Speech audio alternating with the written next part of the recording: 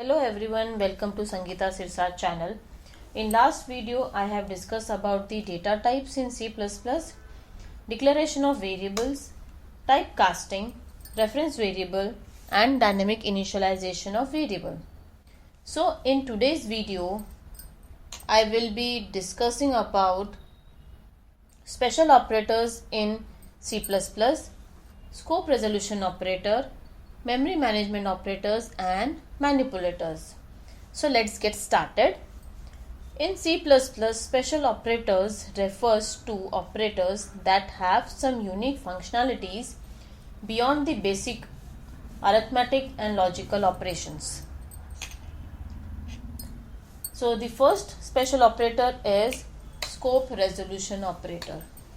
The scope resolution operator is used to define the scope in which a variable or a function resides. Scope. The meaning of scope is whether the variable or a function can be accessible in a region of a program or not. Region in the sense a part of a program, outside the function or inside the function. So now the scope determines whether the variable or a function is accessible within that particular region, within that particular part of a program or not. So this scope resolution operator is particularly useful in cases where we need to distinguish between variables or functions with the same name in different scope. So now the first example will demonstrate the use of scope resolution operator for accessing global variable. So in this example, I have a global variable var, I have a local variable var. So the name of both the variables are same, var, but the region, the scope of global variable is different and the scope of local variable is different.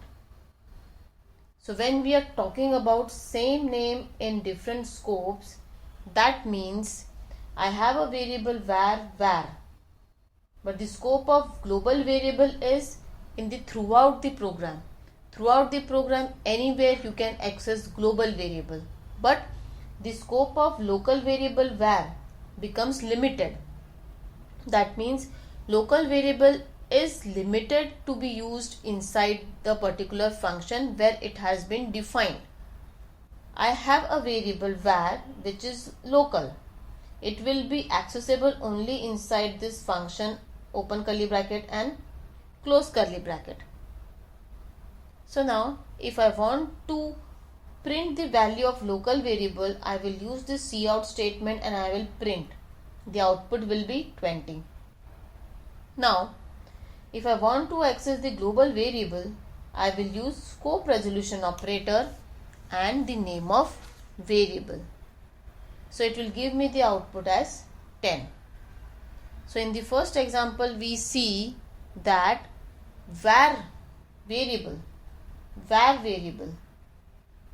the name of a variable is var and we have two variables with the same name. One is global and the other is local. So in that case, if I want to access global data, global variable which is having same name as local variable, I will use scope resolution operator and name of a variable to access the value. So the second example demonstrates how to define a member function outside the class. So defining a member function means writing the code for that member function and we need to define it outside the class. So in this example, I need to define this display function outside the class. So we will write return statement data type void. This is a name of class, class name, scope resolution operator and name of member function. I have a cout statement inside this, hello. Then create the object by class name and object name, class name and object name dot function name. This is how we will call the display method. So this method will go there, function call, and it will display hello world. So for accessing member function outside the class, defining member function outside the class, I need a return type, I need to write the class name, scope resolution operator and display. So this display function belongs to the scope of which class? My class. So the scope resolution operator tells the compiler that this display function belongs to a class name my class. Next special operator is memory management operator. So why we need memory management? Is it required? Yes, it is. As because we need to free up the memory space which is no longer in use, so that it can be used by some other program or some other variables or some other functions. So that's why we need memory management operators. Memory management operators are used to dynamically allocate and deallocate memory at runtime. See, we are not talking about compile time over here. Compile time allocation is static. Suppose I have an array of 100 size. When I am declaring this array, that time memory gets allocated for 100 elements. So that is static allocation. So now if I want to just store 50 numbers out of this 100 size, the rest 50 will get wasted,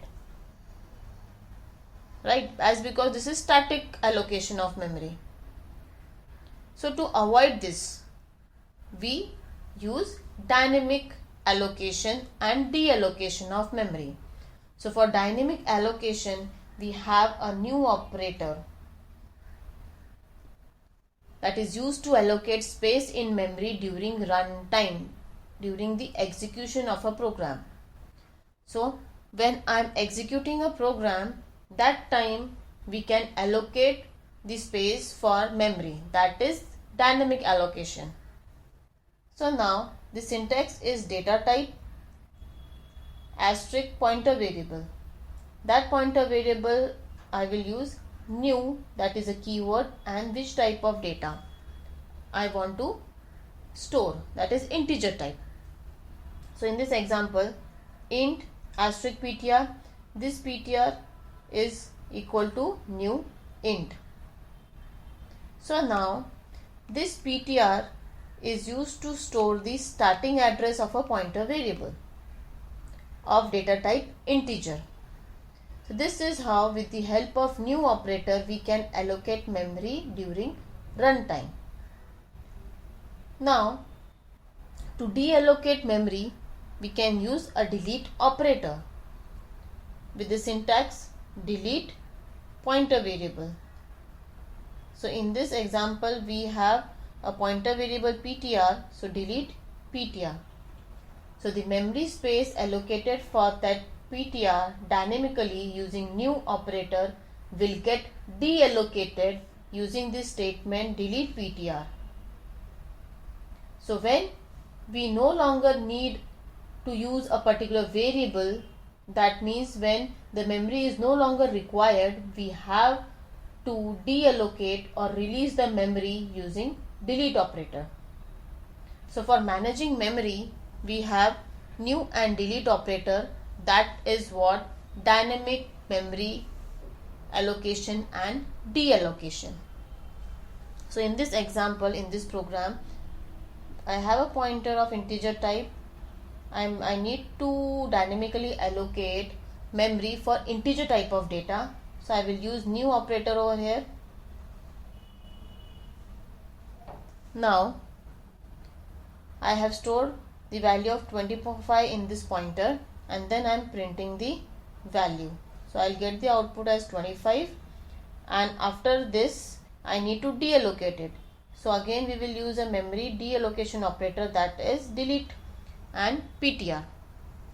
So delete PTR will release the memory space for the dynamic allocated integer type of data. Now next is manipulators. Manipulators are special functions in C++ that can be used to modify the input output stream and can be used to format the output, that is the spacing or setting precision and how we want the output to look like. So we have some set of functions over here, that is endl. Endl is inserting a new line. Set W is set the width of the output field. I can set the width of the output field by using this function. The third one is set precision. Set precision sets the decimal precision for floating point values. If I want to display only 1 point after decimal, I can use set precision. If I want to display 4 digits after decimal or 3 digits after decimal, I can use this set precision function. And then set field. Set field fills the width with a specified character. Set field will fill with specified character like this. I am filling the space with some specified character. This program I will be demonstrating the use of set width, set precision and set field function. So set width will set the width, set precision will give you the precision after decimal point, set will fit field with the width with some special symbols. So we'll see the output. So here in this output, set width with set width function 42, set W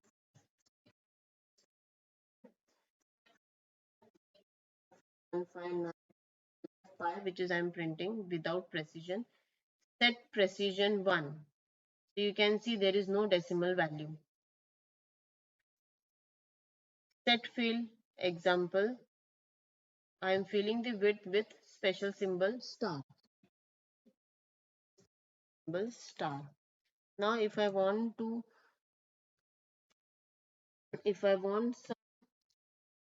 decimal point numbers,